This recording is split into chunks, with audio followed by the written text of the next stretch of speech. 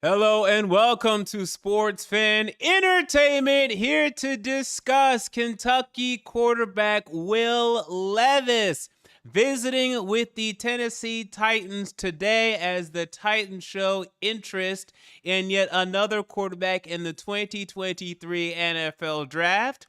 This is their third confirmed top 30 visit with a quarterback. They met with Anthony Richardson last week. They met with Hendon Hooker last week. And then now, or maybe it was 2 weeks ago now, but then now they meet with Will Levis. Surprisingly, well, maybe not too surprisingly, not hearing about a visit with either Bryce Young or CJ Stroud. Now, I say surprising to an extent because they are by consensus the top two quarterbacks in this draft. But then I say I'm not surprised to an extent because they are the top two quarterbacks in this draft. And theoretically, they should not be available for this team to select. Theoretically. However, with that said, I'm still of the belief that Bryce Young is going number one. And I really believe the reports that, the Titans had CJ Stroud as their potential quarterback one. And if for whatever reason the Texans do not take Stroud and he is available at number 3, you better pay attention to your TV screen. You better pay attention to your TV screen. This is what I believe. I think it could go down. We talked about previously the connection between Mike Vrabel and CJ Stroud, the Ohio State connection there.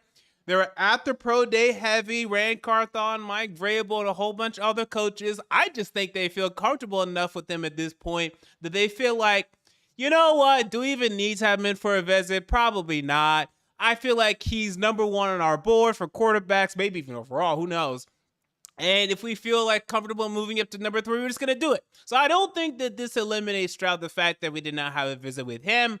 Does it eliminate Young? I don't know, but I've heard no buzz there. I'd be shocked if we entered draft day and then left draft day with Bryce Young as a Tennessee Titan. Now, I would be thrilled. I'd be over the moon. Wow. But I wouldn't prepare for that. I think that's a very hopeful route there. If you want to, be that hopeful, go ahead. I'm not going to quite do that. So we'll see.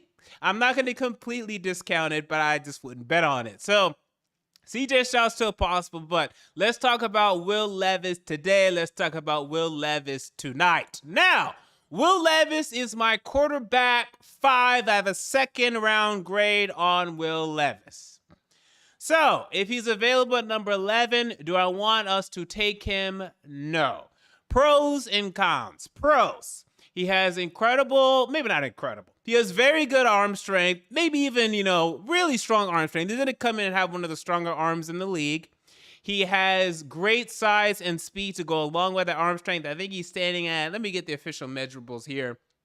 It should be either 6'2" or 6'3", maybe even pushing 6'4", about 230 pounds. So you love that profile for him. He's standing 6'4", officially 229. So you love that. Hands of over 10 inches and 5/8, 32-inch arms. I mean, you love the prototype there when it comes to Will Levis.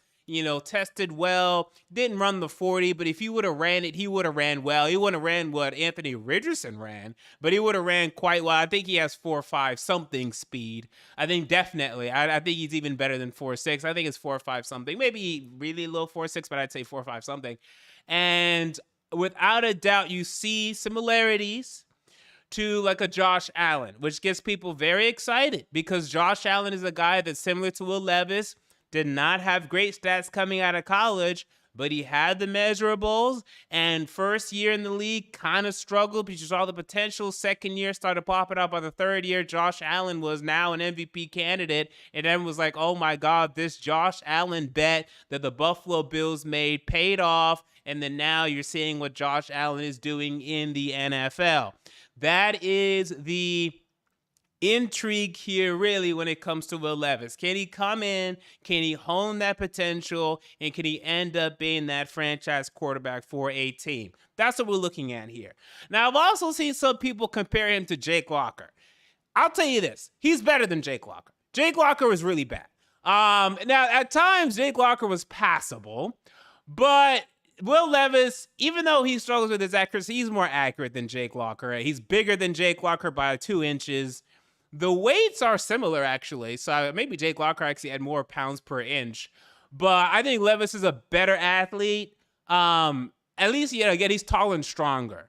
Maybe Locker could be faster in a straight line run. I don't know about with pads on. Without pads on, okay. I think Locker is faster than Levis. With pads on, I'd have to see it, but Levis is stronger. So I don't love that comparison, but I get it. I think, Locker always had a strong arm, but it didn't matter. So, I don't even want to use that as a comparison because, if you ask Jake Locker, yo, Locker, could you throw the ball 65 yards down the field, 70 yards down the field? Sure. When did he ever do it for us? Literally whenever. I literally can't even tell you the longest Jake Locker pass. It might have been 50 yards. I don't think he ever launched it 60 yards in the air. I don't remember that. I can remember a couple deep passes over the middle to Nate Washington. And then that's a couple 30, 40 yards. He's never really used his arm. He was always afraid to throw the ball downfield. Whereas Levis throws the ball downfield. Levis is going to unleash it. Levis is going to let it go. That's part of my problem when it comes to Will Levis. I see too many similarities to Jameis Winston and Sam Darnold in terms of his decision-making, in terms of his ability to turn over the football. That is my number one problem when it comes to Will Levis. When I turn on his tape, I just see way too many turnover worthy plays. Time and time and time again, Will Levis puts the ball where his opponents are able to get it. This is a problem. And I ignored it too much when it came to Winston. I still felt he should have went number 1 overall. And then I then learned with Darnold. So with Darnold, I said, no, I think Baker's better than him. But then I was like, no, but I still think Darnold, even though he was a little bit turnover prone at USC, I think he's going to get better at the next level. From what I've seen, especially in recent years, it doesn't get better. Now, with Allen, he wasn't this turnover prone. Allen would put it, and even though he wasn't this, he still showed those traits. And Allen has been actually pretty turnover prone in the NFL. The good thing is, even though he'll throw for 17 interceptions in a season, he'll throw for 35 touchdowns as well. So it kind of offsets it. I think this season when he had 14 interceptions to probably 35 touchdowns. So that's still a lot of interceptions, but he's throwing for a lot of touchdowns as well. So you feel more comfortable with that. So that's fine. But with Levis, I didn't see that enough.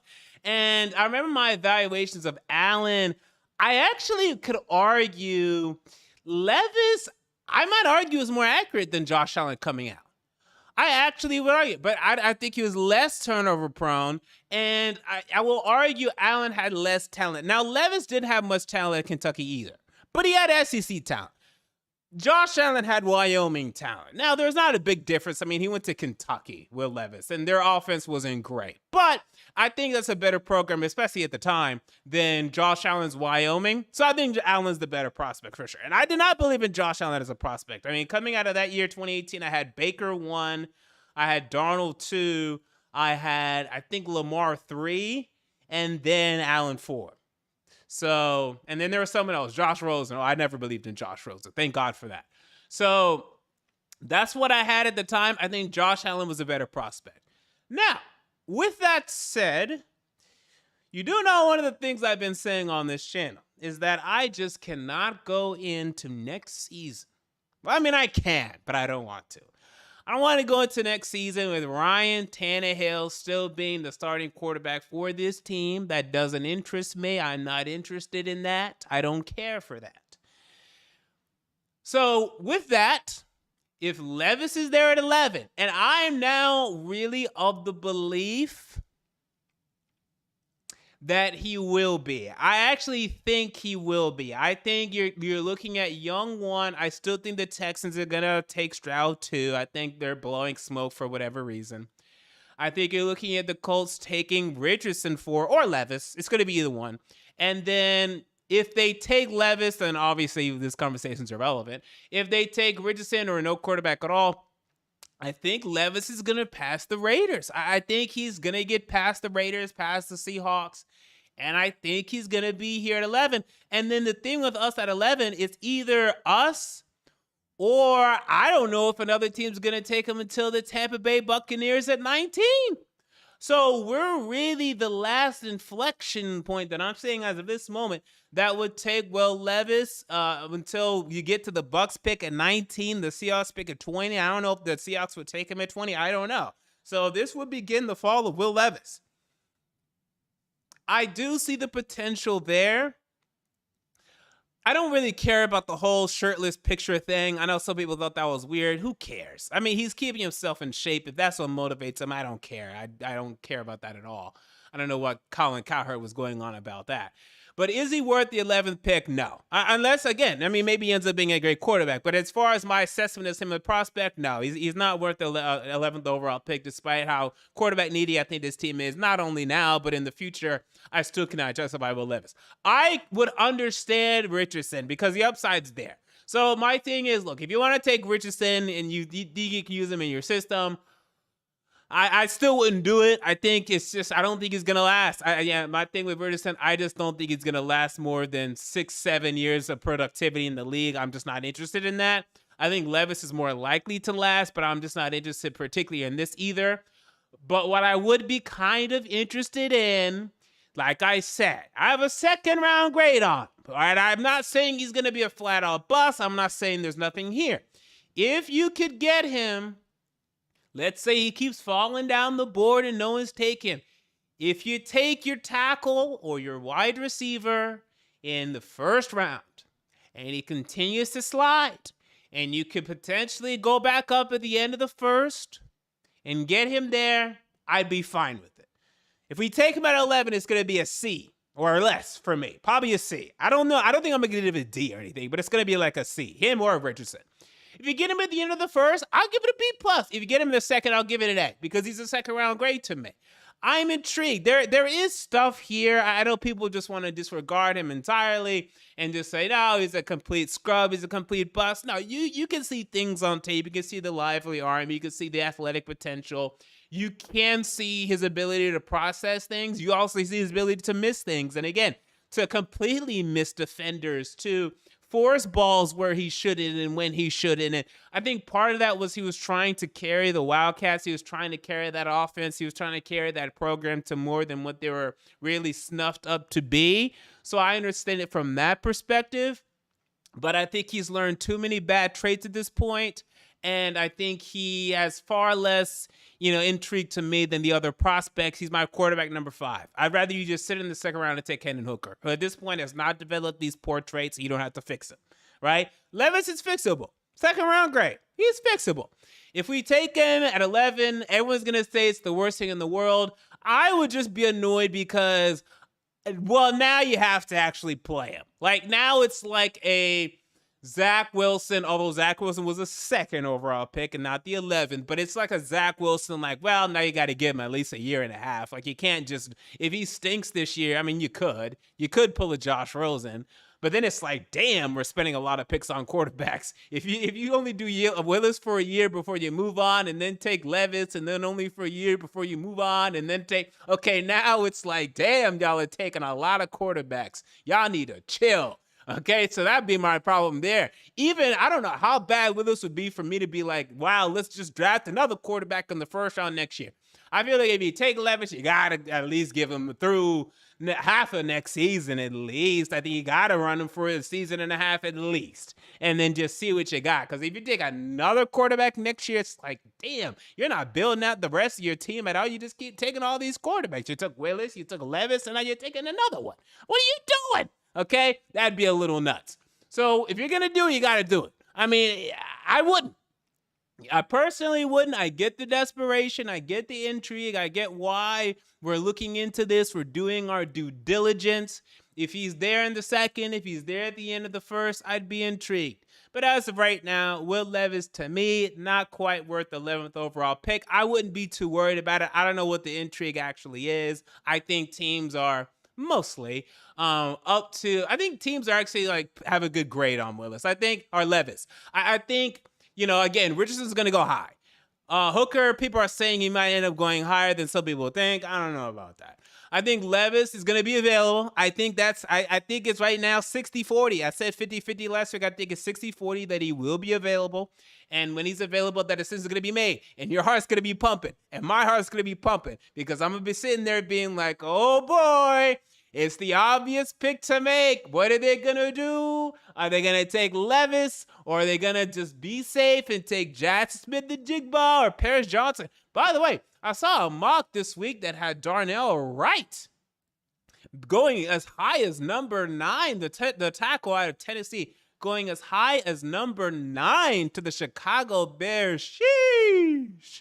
So now do I have to be on the radar for Darnell Wright potentially going to us at 11? I have not been considering that. I mean, I don't know if that's really the case. I don't think that's the case. I think that's a little crazy. If we took him there, I think that's a little crazy, and we'd have to evaluate that. But I do think Levis is going to be available at 11, and when he is, we will see what we ultimately decide to do. So there you go. Those are my thoughts on the Tennessee Titans potentially taking Will Levis in the 2023 NFL Draft. What are your thoughts? Comment down below. I want to know. Until next time, this has been MJ of Sports Fan Entertainment. I'm out. See you all later.